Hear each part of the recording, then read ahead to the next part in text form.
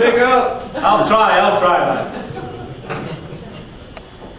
Before I start this story, I would like to thank the management and staff of the Carolina Inn, that was my cigar, for hosting this 10th annual Scottish dinner as part of their 12 Nights of Christmas. I think it's really been a great job. And although I don't see any of the staff here right now, I'd like to thank the kitchen staff and the wait staff for looking after all of our needs this evening. Ladies and gentlemen, please give a big hand to the kitchen staff.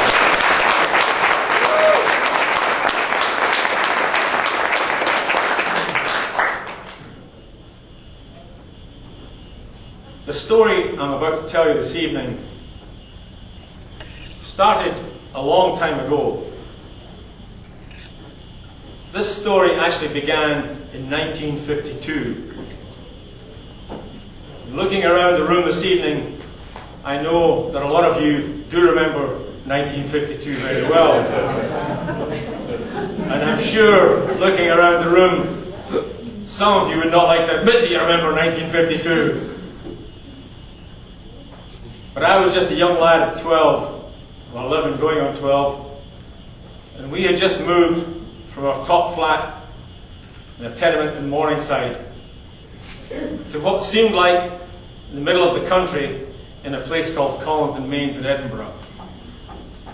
To get to Collington Mains, you had to take the tram car, probably known to most Americans as a trolley car, to the end of the line. And at the end of the line, you then had to walk and get a bus down into Collington Mains.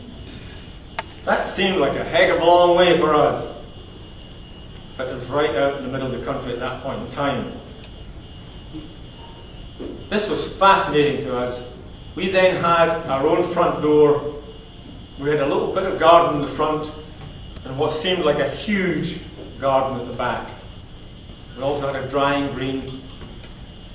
And for people who had never had hot and cold running water, this is what we actually had.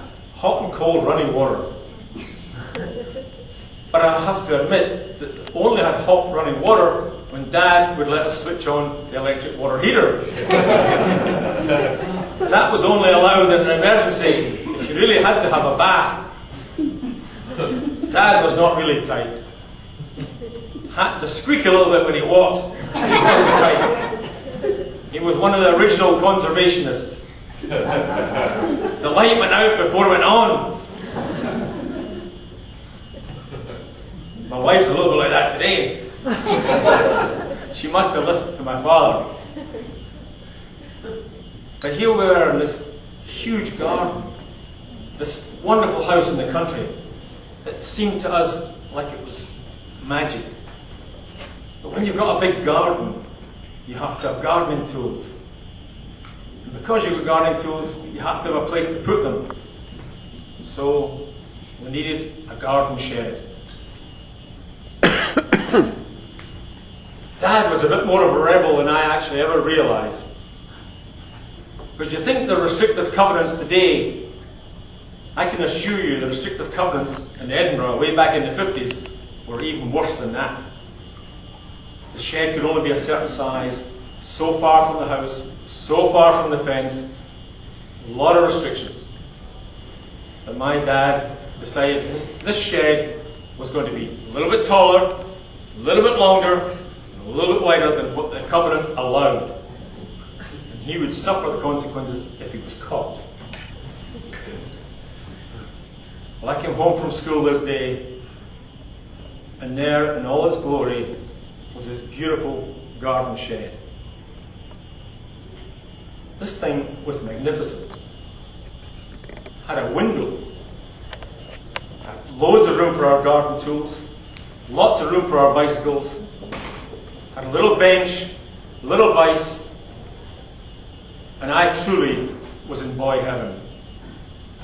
I could spend hours and hours out there, which I did for many, many years. Especially on rainy days, which we happen to have a lot of in the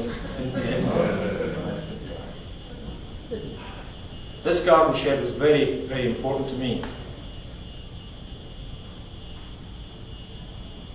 Especially as I was growing up.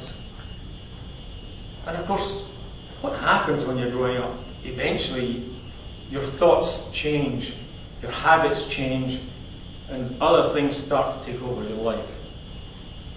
Especially when young ladies come into your life, and the garden shed doesn't seem quite so important. And at the age of 15 and a half, this lad, Donald, decided that he and school had to part. There was no more school to be in my life.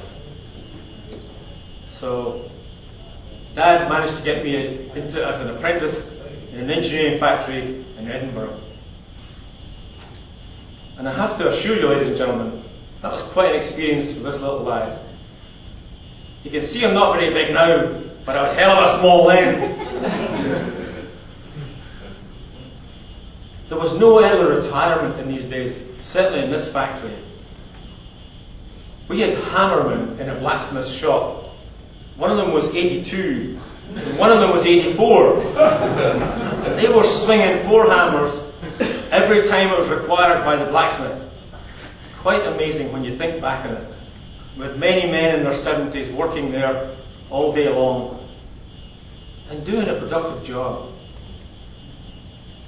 We've actually ruined the world by throwing these people out into the street. Early retirement is crazy. But during the time I was in this engineering factory, I met one particular friend. His name is Gordon Kane. Gordon is probably the most vibrant and vivacious person I have ever met in my life. Gordon was an athlete. He epitomized an athlete.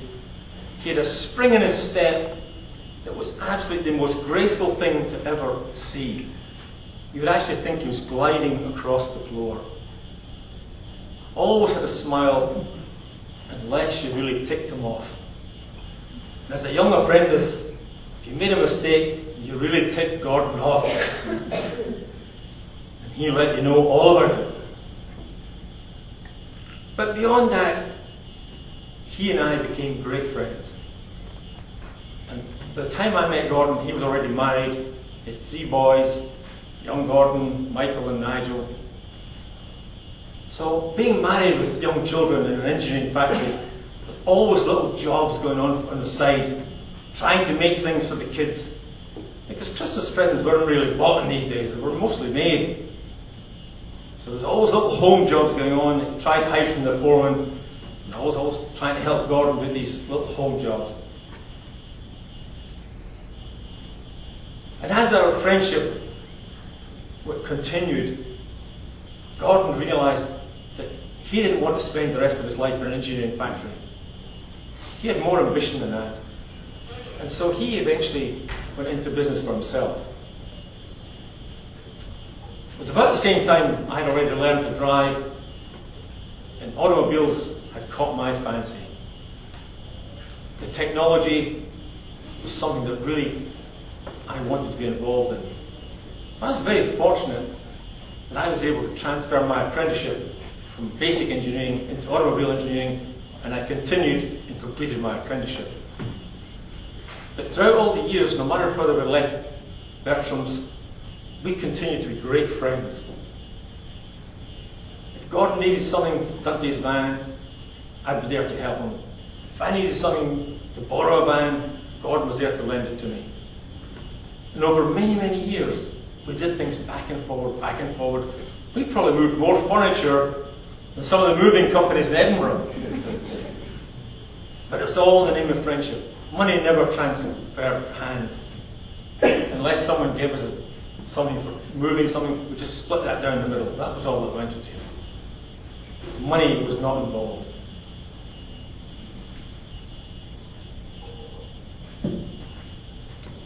As I finished my apprenticeship, carried on working for a few years, I also decided it was time to work for myself. I ended up with a little workshop in Edinburgh, and in actual fact, Gordon lived in a top flat. He and his wife Ilsa could look down into the backyard, and there I was in my little workshop. So it was even easier for us to communicate and just do things back and forward for